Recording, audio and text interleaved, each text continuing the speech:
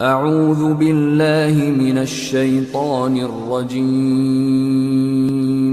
بسم اللہ الرحمن الرحیم قال رسول اللہ صلی اللہ علیہ وسلم تکون النبوۃ فیکم ما شاء اللہ ان تکون، نبوت رہے گی تمہارے مابین مسلمانوں جب تک کہ اللہ چاہے گا کہ وہ رہے، یعنی میں رہوں گا۔ ثم یرفع اللہ اذا شاء یرفعها، پھر اللہ اسے اٹھا لے گا جب اللہ چاہے گا کہ اسے اٹھا لے، یعنی پھر میرا انتقال ہو جائے گا، نبوت ختم ہو جائے گی، اب تمہارے مابین نبوت کی برکات و سعادتیں نہیں رہے گی۔ ثم تکون خلافۃ علی منہاج النبوہ، میں نے واضح کیا تھا کہ حدیث کی اصطلاح اصل میں یہ ہے، خلافت علی منہاج النبوہ، خلافت راشدہ کی اصطلاح جو ہے وہ حدیث میں نہیں آئی ہے۔ پھر اس کے بعد ایک دور ہوگا خلافت کا جو بالکل نبوت کے طریق پر ہوگی، نبوت کے نقش قدم پر ہوگی، جو نظام میں نے قائم کیا جوں کا توں، بغیر کسی بال کے فرق کے وہ قائم رہے گا۔ فَتَكُونُ مَا شَاءَ اللَّهُ أَن تَكُونَ، پھر وہ بھی رہے گا جب تک کہ اللہ چاہے گا کہ رہے۔ ثُمَّ يَرْفَعُ اللَّهُ إِذَا شَاءَ يَرْفَعَهَا، پھر اللہ اسے بھی اٹھا لے گا جب چاہے گا کہ اٹھا لے۔ ثُمَّ تَكُونُ مُلْكًا عَاضًّا، عض یعض کہتے ہیں دانتوں سے کاٹنے کو، کاٹ کھانے والی شے، عاض۔ فرمایا پھر اس کے بعد ایک دور آئے گا جو کاٹ کھانے والی ملوکیت کا دور ہوگا۔ یہ جیسا کہ میں عرض کر چکا ہوں، یہ ملوکیت جو مسلمانوں کی تھی اور ان میں جو جو مظالم ہوئے ہیں، اچھے لوگ بھی آئے ہیں، یقیناً آئے ہیں، آخر 12 خلفاء کی تعداد انہی میں سے پوری ہوتی ہے، لیکن بحثیت مجموعی جو کچھ ہوا ہے، میں نے چند اشارے کر دیے تھے کہ واقعہ کربلا اب جس کا تذکرہ ہمارے ہاں ہوگا بہت شد و مد کے ساتھ، محرم الحرام کا آغاز ہو چکا ہے۔ پھر یہ کہ واقعہ ہررا جو نہایت افسوسناک واقعہ ہماری تاریخ کا، جس کا کہ ذکر کرتے ہوئے بھی لرزہ طاری ہوتا ہے، مسلمانوں نے اور مدینۃ النبی کی حرمت کو ایسا بٹا لگایا کہ 3 دن تک کے لیے جائز ہے، حلال ہے، جو چاہو لوٹو اور جس کو چاہو ریپ کرو۔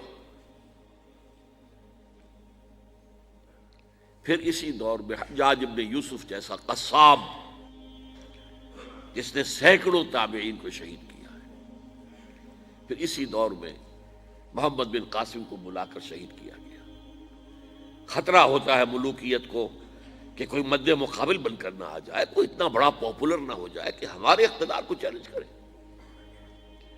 اور اسی لیے موسیٰ ابن نصیر جن کے ایک ادنا کمانڈر نے ہسپانیہ فتح کیا، طارق بن زیاد، اصل کمانڈر کون تھے؟ موسیٰ بن نصیر۔ انہیں بھی بلا کر بوڑھے آدمی کو دھوپ میں کھڑا رکھا ہے، یہاں تک کہ وہ بے ہوش ہو کر گر گئے اور پھر قید رکھا۔ بہرحال یہ ملوکیت، ثم تکون ملکن عاضًا، پھر کاٹ کھانے والی ملوکیت آئے گی۔ فتکون ما شاء اللہ ان تکون، تو وہ بھی رہے گی جب تک اللہ چاہے گا۔ ثم یرفع اللہ اذا شاء یرفعها، پھر اللہ اٹھا لے گا اسے بھی جب چاہے گا۔ ثم تکون ملکن جبریا، پھر ایک مجبوری والی ملوکیت آئے گی، غلامی والی۔ اس کا مفہوم آج ہم پر واضح ہے، اس وقت میں نہیں سمجھتا کہ کسی نے کیا سمجھا ہوگا، واللہ عالم، کہ وہ دوسری ملوکیت جو ہم پر چھائی ہے، جس کو ہم ویسٹرن کولونیلزم کہتے ہیں، یورپین کولونیلزم، کہیں انگریز ملکہ وکٹوریہ کے ہم غلام ہو گئے، کہیں جو ہے ہسپانوی آ گئے، کہیں پر اطالوی آ گئے، کہیں پر فرانسیسی آ گئے، کہیں پر ولندیزی آ گئے، کہیں پر پرتگیزی آ گئے، اس طرح سے پورا عالم اسلام گرفت میں آ گیا۔ وہ تو صحرائے عرب رہ گیا تھا اس لیے کہ ابھی تیل نکلا نہیں تھا وہاں، ورنہ صحرائے عرب پر تو اس کولونیلزم نے پنجے جو ہیں وہ سب سے بڑھ کر گاڑنے تھے، وہاں بھی کچھ تھا ہی نہیں، ریت یا پتھر، اس کے سوا کچھ تھا ہی نہیں، باقی پورا عالم اسلام شکنجے میں کسا گیا۔ ثم تکون ملکا جبریا فتکون ما شاء اللہ ان تکون، پھر وہ بھی رہے گا جب تک کہ اللہ چاہے گا۔ ثم یرفع اللہ اذا شاء یرفع، پھر اللہ اسے بھی اٹھا لے گا جب چاہے گا کہ اٹھا لے۔ ثم تکون خلافۃ علی منہاج النبوہ، پھر آئے گا ایک دور خلافت علی منہاج النبوہ کا۔ ثم سکت النبی صلی اللہ علیہ وسلم، اس کے بعد خاموش ہو گئے حضور۔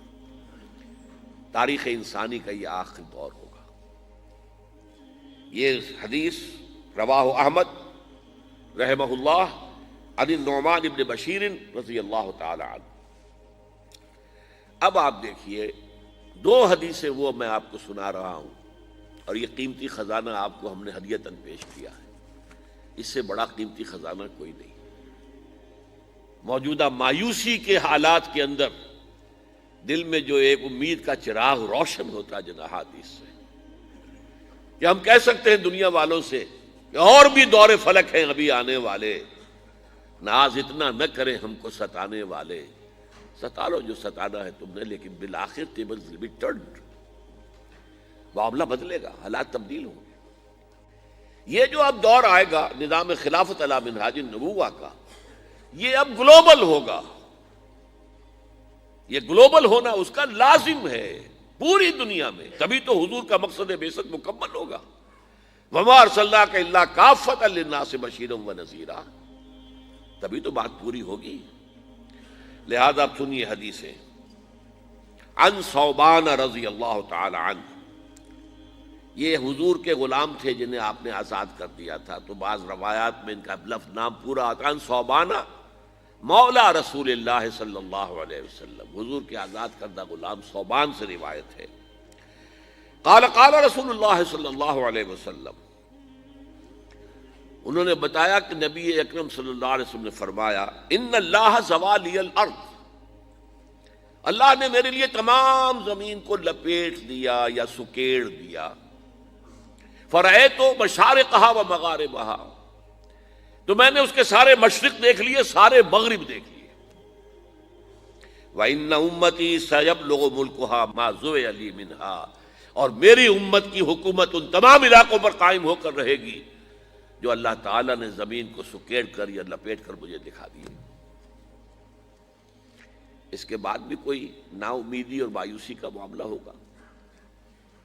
ٹھیک ہے، درمیان میں جو دور آنے ہیں، مکے والوں پر جو بیت رہی تھی صحابہ کرام پر وہ بیتا، احد میں شہید جو ہوئے وہ ہوئے، بالآخر تو اسلام غالب ہوا، بالآخر تو حضور 10,000 قدوسیوں کے ہم رکاب مکے میں فاتح کی حیثیت سے داخل ہوئے کہ نہیں ہوئے؟ تو ابھی بہت کچھ ہونا ہے امت مسلمہ کے ساتھ۔ We deserve the punishment, divine punishment, لیکن اس کے بعد جو ہونا ہے وہ یہ ہے۔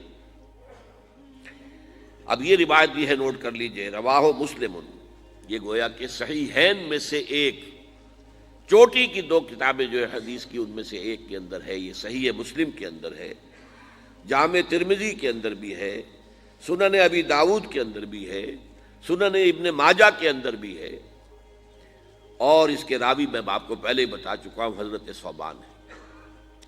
دیکھیے یہاں اقبال جو ہے اس کے میں نے اشعار جو ہے لکھے ہیں ساتھ ہی، یہ وہ ترجمان القرآن، وہ اس امید کا، اس وقت کا، ایک جگہ تو بہت ہی خوبصورت انداز میں کہا ہے، جب گئے ہوئے تھے قرطبہ، اور قرطبہ میں جو مسجد ہے جامع قرطبہ، وہ ایک دریا کے کنارے پر ہے۔ جیسے کبھی یہ مسجد جو ہماری تھی بادشاہی مسجد، یہ دریائے راوی کے کنارے پر تھی، راوی اس کے ساتھ بہتا تھا۔ بڈھا راوی تو ہمارے اپنی جو ہے اس میں رہا ہے کہ اس راوی کو بڈھا راوی کہتے تھے، وہ گندا سا ایک نالا، وہ تھا اصل میں بیٹھ۔ اسی طرح وادی الکبیر، وہ جو وادی الکبیر ایک دریا تھا، اس کے کنارے پر مسجد قرطبہ ہے، اور اقبال وہاں کہہ رہا ہے، آب روان کبیر تیرے کنارے کوئی دیکھ رہا ہے کسی اور زمانے کے خواب۔ وہ ویژنری تھا، سیر تھا، دیکھ رہا تھا۔ گاہ میری نگاہ تیز چیر گئی دل وجود، گاہ الجھ کے رہ گئی میرے توہمات میں۔ نبی تو نہیں تھا نا، کبھی توہمات کا بھی غلبہ ہو جاتا تھا، کبھی اپنی عقلی الجھنیں بھی غالب آ جاتی تھی، لیکن کبھی وہ کیفیت بھی ہوتی تھی، گاہ میری نگاہ تیز چیر گئی دل وجود۔ اب دیکھیے وہ کیا کہہ رہا ہے، آسماں ہوگا سحر کے نور سے آئینہ پوش، اور ظلمت رات کی سیما پا ہو جائے گی۔ پھر دلوں کو یاد آ جائے گا پیغام سجود، پھر جبیں خاک حرم سے آشنا ہو جائے گی۔ آج انسان اکڑا کھڑا ہے، اللہ کے سامنے سربسجود ہونے کو تیار نہیں ہے، لیکن ایک وقت آئے گا پھر دلوں کو یاد آ جائے گا پیغام سجود، اور پھر جبیں خاک حرم سے آشنا ہو جائے گی۔ حرم کی مٹی پر جا کر، حرم کے فرش پر جا کر یہ جو میری پیشانی ہے لگے گی۔ انسانوں کی آنکھ جو کچھ دیکھتی ہے، لیکن یہ کون سی آنکھ ہے؟ یہ اندر کی آنکھ ہے، جس کو وہ خواب کہہ رہا ہے کہ آب روانے کبیر تیرے کنارے کوئی دیکھ رہا ہے کسی اور زمانے کے خواب۔ آنکھ جو کچھ دیکھتی ہے لب پہ آ سکتا نہیں، محو حیرت ہوں کہ دنیا کیا سے کیا ہو جائے گی۔ پھر خلافت علی منہاج النبوت اور عالمی سطح پر آخری شعر پڑھیے، شب گریزاں ہوگی آخر جلوہ خورشید سے، جیسے رات دوڑ جاتی ہے جب سورج طلوع ہوتا ہے، شب گریزاں ہوگی آخر جلوہ خورشید سے، یہ چمن معمور ہوگا نغمہ توحید سے، اور یہ پورا عالم، چمن عالم جو ہے یہ نغمہ توحید سے معمور ہو جائے گا، بھر جائے گا۔ وہی جو آیت استخلاف ہم نے پڑھی اور اس کا پہلے ذکر بھی ہو چکا ہے، وعد اللہ الذین آمنوا منکم وعملوا الصالحات، اللہ نے وعدہ کیا ہے مسلمانوں تم میں سے جو لوگ واقعی صاحب ایمان ہوں گے اور نیک عمل کریں گے۔ یہ دونوں الفاظ یہاں نوٹ کر لیجئے، یہ میری گفتگو کے آخر میں پھر آنے والے ہیں۔ کیا وعدہ ہے ان سے؟ لَيَسْتَخْلِفَنَّهُمْ فِي الْأَرْضِ كَمَا اسْتَخْلَفَ الَّذِينَ مِن قَبْلِهِمْ، اس سے زیادہ تاکید عربی میں ممکن، لازماً ان کو خلافت عطا کرے گا دنیا کی، جیسا کہ ان سے پہلے لوگوں کو عطا کی۔ وَلَيُمَكِّنَنَّ لَهُمْ دِينَهُمُ الَّذِي ارْتَضَىٰ لَهُمْ، اور لازماً ان کے اس دین کو تمکن عطا فرمائے گا جو اس نے ان کے لیے پسند کر لیا ہے۔ اليوم اکملت لکم دینکم واتممت علیکم نعمتی ورضیت لکم الاسلام دینا وَلَيُمَكِّنَنَّ لَهُمْ دِينَهُمُ الَّذِي ارْتَضَىٰ لَهُمْ وَلَيُبَدِّلَنَّهُم مِّن بَعْدِ خَوْفِهِمْ أَمْنًا، اور اس کا نتیجہ کیا نکلے گا؟ پھر شرک کا شائبہ ختم ہو جائے گا۔ یعبدوننی لا یشرکون بی شیئا، اس لیے کہ جب تک وہ خلافت قائم نہیں ہوتی شرک ہی شرک ہے، انسانی حاکمیت سب سے بڑا شرک، تاریخ انسانی میں اس سے بڑا شرک کبھی نہیں ہوا۔ انسان حاکم، ان الحکم الا للہ۔ پہلے کوئی ایک فرد دعویٰ کرتا تھا کہ میں خدا ہوں، آج پوری نوع انسانی اس کی مدعی ہے کہ ہم خدا ہیں۔ پھر جب وہ خلافت قائم ہو جائے گی، یہ ہم پڑھ چکے ہیں خلافت کہتے کسے ہیں، اللہ کی حاکمیت اور بندوں کی خلافت۔ جب وہ ہوگا تو شرک کا قلع کما ہو جائے گا، پھر ان کی بندگی خالص بندگی ہوگی، پھر وہ ہماری عبادت کریں گے تو وہ خالص ہوگی، ورنہ کیا ہے مسجد میں ہماری عبادت کریں گے، باہر جا کر کسی اور کا حکم جو ہے مانیں گے، کسی اور کا جھنڈا اٹھائیں گے، زندہ باد کا نعرہ لگائیں گے، کسی ایسی عدالت میں جائیں گے جہاں اللہ کے حکم سے فیصلے نہیں ہوتے، کسی ایسی پارلیمنٹ میں جا کر بیٹھیں گے ڈٹ کر اور ترا چڑھا کر جہاں اللہ کا حکم نہیں نافذ کیا جاتا۔ تو یہ تو ایک ملی جلی سی ایک عبادت ہے کہ مسجد میں بس نماز ہے، باقی تو بغاوت۔ لیکن پھر کیا ہوگا جب یہ خلافت قائم ہو جائے گی؟ تو یعبدوننی لا یشرکون بی شیئا ومن کفر بعد ذلک، جو اس کے بعد بھی کفر کرے فاولئک هم الفاسقون، یہ تو شیطنت ہے۔ اس لیے کہ ابلیس کے لیے یہ لفظ آیا ہے قرآن میں سورہ کہف میں، کان من الجن ففسق عن امر ربی، بغاوت۔